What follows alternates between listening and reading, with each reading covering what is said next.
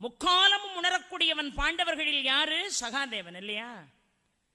சகாதேவனுக்கு மட்டும் அந்த சக்தி எப்படி வந்தது? போர்க்களத்துல 2 பேரும் சந்திக்க போறாங்க. கௌரவர்களும் பாண்டவர்களும் களபலி கொடுக்கணும். நாளை குறிச்சு எதிராளி வந்து சகாதேவன்கிட்ட கேட்கிறான், எனக்கு நல்ல நாளை குறிச்சு கொடு. களபலி சரியான திதியில் கொடுப்பவனுக்கு தான் வெற்றி. ஆனா துரியோதனனை எதிராளி நினைக்கல. சகாதேவன் அழைத்து கொண்டு போய் அமர வைத்து அவன் காலில் விழுந்து அண்ணா வாங்கன்னு வரவேற்று, உங்களுக்கு நான் என்ன செய்யணும்னு கேட்டான். களபலி கொடுக்கறதுக்கு நாளை குறிச்சு கொடுப்பா, எனக்கு வெற்றி வேணும்னு சொன்னா. இவன் எதிராளின்னு நினைக்கல. உண்மையாகவே களபலி கொடுப்பதற்கு மிக உன்னதமான நாள் அமாவாசை திதி தான். அன்னைக்கு கொடுங்க, உங்களுக்கு வெற்றி கிடைச்சிரும் தான். அடடா, இந்த பையன் இப்படி ரகசியத்தை உடைச்சிட்டானேன்னு சொல்லிட்டு தான் அமாவாசைக்கு முந்தின நாள் உட்கார்ந்து இவர் திதி கொடுத்துக்கிட்டு இருப்பாரு கிருஷ்ணர். என்னடா நாளைக்கு தானே அமாவாசை, இன்னைக்கு போய் இவர் தர்ப்பணம் பண்ணிக்கிட்டு இருக்காருன்னு சூரியனும் சந்திரனும் கீழே வந்துருவாங்க. என்ன கிருஷ்ணா, நாளைக்கு தானே அமாவாசை, இன்னைக்கு யாருக்கு பிதர்களுக்கு தர்ப்பணம் பண்ற அப்படின்னு கேட்டோன்னு இன்னைக்கு தான் அமாவாசை பாரு. இன்னைக்கு எப்படி அமாவாசை? சந்திரனும் சூரியனும் நேருக்கு நேரம் சந்திக்கிற அன்னைக்கு தானப்பா அமாவாசை. இப்போ நீங்கள் 2 பேரும் நேருக்கு நேரம் சந்திச்சுக்கிட்டு தானே இருக்கீங்க, அப்போ இன்னைக்கு தானே அமாவாசைன்றுவார். அன்னைக்கு களபலை கொடுக்க சொல்லி பாண்டவர்களுக்கு வெற்றியை தேடி தந்தவன் கிருஷ்ணன். சகாதேவன் அப்படி முக்காலமும் உணரக்கூடிய ஞானி. எது நடந்தாலும் அவனுக்கு தெரியும், முன்கூட்டியே தெரியும். ஒண்ணும் இல்லைங்க, பாண்டு இறந்து போயிடுறான். பாண்டு செத்து போன உடனே பாண்டவர்களுடைய அப்பா குந்தியினுடைய கணவன் பாண்டு சாக போறான். சாக போறதுக்கு முன்னாடி தன்னுடைய 5 குழந்தைகளையும் கூப்பிட்டு சொன்னா, அப்பா நான் செத்த உடனே என் உடம்பை எரிக்காதீங்க, என்னுடைய இந்த திரேகத்தை தயவு செய்து தகனம் செய்யாதீர்கள். நான் மாண்டு போன உடனே என்னுடைய உடம்பை கூறிட்டு நீங்க எல்லாம் சாப்பிட்டுருங்க சொன்ன உடனே ஏன்னு கேள்வி கேட்காதீங்க, சாப்பிட்றீங்க. உங்க அனைவருக்கும் முக்காலமும் உணரக்கூடிய ஆற்றல் உங்களுக்கு தானாக வந்து சேரும்னு சொன்னார். இதை ஒட்டு கேட்ட ஆள் யார் தெரியுமா? நம்ம கிருஷ்ணர். அடாடாடா, என்னடா இது, இந்த உடலை கூறு போட்டு 5 பேரையும் சாப்பிட சொல்லி 5 பேரும் முக்காலத்தை உணர்ந்துட்டான்னா பூமி பாரத்தை தீர்க்கிறது எப்படின்னு சொல்லிட்டு, எப்பா பைத்தியக்கார மாதிரி உங்க அப்பா சொல்லிட்டு செத்து போயிருக்கான், இவன் உடம்ப கூறு போட்டு எவனாவது சாப்பிடுவானா? செத்தவனை மரியாதையா தகனம் பண்ணணுமா இல்லையா? சும்மா அவன் தான் பைத்தியாரதனமா சொல்லிட்டு செத்தான்னா நீங்களும் அதை பிடிச்சிக்கிட்டு ஆடுறதா? வா எல்லாரும் புறப்பட்டு போய் விறகு எடுத்துட்டு வருவோம், இவனை தகனம் பண்ணன்னு எல்லாரையும் கூப்பிட்டு போனான். ஆனா சகாதேவனை விட்டு போயிட்டான். இங்க ஏதாவது மிருகங்கள் உங்க அப்பா உடம்ப பிடிச்சி இழுத்து போட்டுறாமப்பா, குணத்துக்கு பாதுகாவலாயிருன்னு விட்டுட்டு மிச்சம் 4 பேரையும் கூட்டிட்டு போய் விறகு சமந்துட்டு வாரான்.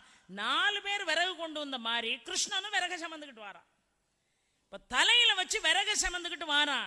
இப்போ இவங்க வர்றதுக்குள்ள என்னுடைய சடலத்தை எடுத்து சாப்பிட்டீங்கன்னா முக்காலமும் தெரியும். நம்ம தகப்பனார் சொல்லிட்டு செத்தாரு, அவர் வாக்க நம்ம காப்பாற்றணுமேனு கிருஷ்ணன் வர்றதுக்குள்ள பாண்டு சுண்டு வரல உடைச்சி அவன் வாயில போட்டு தின்னுட்டான் சகாதேவன். அதனாலதான் அவனுக்கு மட்டும் முக்காலத்தை உணரக்கூடிய சக்தி வந்தது. சுண்டு வரல வாயில போட்டு விழுங்கிட்டு உட்கார்ந்து பார்க்கறான். இந்த 4 பேரும் விறகு சுமந்துட்டு வராங்க. எல்லார் தலையிலையும் விறகு இருக்கு. ஆனா கிருஷ்ணன் தலையில விறகு சுமந்துட்டு வாரான். ஆனா தலை மேல விறகு இல்ல, 5 அடிக்கு மேல விறகு பறந்து வந்துகிட்டு இருக்கு. இவன் பார்த்துக்கான், டே இவனும் விறகை தூக்கிட்டு வர்ற மாதிரி என்னமா நடிக்கான் நம்ம கிருஷ்ணன். வந்து இந்த 4 பேரும் விறகு சமந்த கழைப்புல விறக கீழே போட்டுட்டு அப்பாடன்னு உட்கார்ந்தாங்க. கிருஷ்ணனும் இப்பதான் ரொம்ப பாரத்தை சுமந்துட்டு வந்தவன் தாங்க முடியாது போல அவனும் கீழே அப்பா என்னமா சோர்வா இருக்குன்ட்டு உட்கார்ந்தா. சகாதேவன் கேட்டான், கிருஷ்ணா 4 பேரும் வந்து அப்பாடன்னு உட்கார்றதுல ஒரு நியாயம் இருக்கு. காரணம் அவன் தலையில வச்சு விறகு சமந்துட்டு வந்தான். நீ என்னமோ விறக சமந்துட்டு வந்த மாதிரி ரொம்ப சோர்வா அப்பாடங்கிய, நீ ஏன் விறக சமந்துட்டு வந்த? நீ விறக சமக்கும் போதே விறகு உன் தலைக்கு 5 அடிக்கு மேலெல்லாம் அது பாட்டுக்கு பறந்து வந்த மாதிரி வந்தது. யாருகிட்ட கதை விட்டா? கப்புன்னு சகாதேவனை பிடிச்சி தனியாக கொண்டு போயிட்டான் கிருஷ்ணன். இது எப்படிடா உனக்கு தெரியும்? நீ இந்த உடம்புல இருந்து ஏதோ ஒரு பாகத்தை எடுத்து சாப்பிட்டியான்னார். ஆமா கிருஷ்ணா, நான் சுண்டு வரல எடுத்து வாயில போட்டேன். உடனே கிருஷ்ணர் சொன்னாரு, உனக்கு என்னென்ன எங்கெங்க நடக்க போகுதுங்கிற விஷயம் உனக்கு தெரிஞ்சிரும்பா. எதற்காக நான் ஒரு காரியத்தை செய்கிறேன், இந்த பூமி பாரத்தை தீர்ப்பதற்காக நான் என்ன செய்ய போகிறேன், என்ன நடக்க போகிறது, சகலமும் உனக்கு மட்டும்தான் தெரியும், எனக்கு அடுத்தார் போல. அது அத்தனையும் தேவ ரகசியம். நீ வெளியே சொல்லக்கூடாது, சத்தியம் பண்ணு. நான் வெளியே சொல்ல மாட்டேன். நான் சத்தியமா வெளியே சொல்ல மாட்டேன்னு சொன்னவன் ஒரே ஒரு இடத்துல அந்த வார்த்தை தெரியாம பிறன்றோம். சகாதேவனுக்கு எங்க தெரியுமா? தர்மனை பார்த்து சொல்வான், உன்னாலதான் இந்த குலம் அழியுமா, உன்னாலதான்ப்பா இந்த குலமே அழியும், நம்முடைய சந்ததியே உன்னாலதான் அழியும்னு சொன்ன உடனே தர்மன் பயந்துகிட்டு, நம்மளால தானே இந்த குலத்துக்கு அழிவு வருங்க, அப்ப நம்ம யாருகிட்டையும் போர் செய்யக்கூடாது, எவங்கிட்டையும் சண்டையை போடக்கூடாதுன்னு மனசுல பதிஞ்சிட்டு, அதனாலதான் போய் அவன்கிட்ட சண்டை போடாதப்பா கிருஷ்ணா, பாதி நாட்டை கேளு, தரலன்னா 5 ஊரை கேளு, இல்லை 5 வீட்டை கேளு, அதுவும் தரலன்னா வேற வழி இல்லாம சமாதானம் பேசிப்பாரு, முடியாத பட்சத்துல போர் கேளுன்னா. கூப்பிட்ட உடனே, சகுனி அழைத்த உடனே, துரியோதனன் இடத்திலிருந்து அழைப்பு வந்த உடனே சூதாட போனானே தர்மன். அவன் என்ன யோசிக்க தெரியாதவனா? இல்லை, அவனுக்கு சகாதேவன் சொன்னது மனசுல பதிஞ்சிட்டு, உன்னாலதான் இந்த குலம் அழியும் இருக்கான்.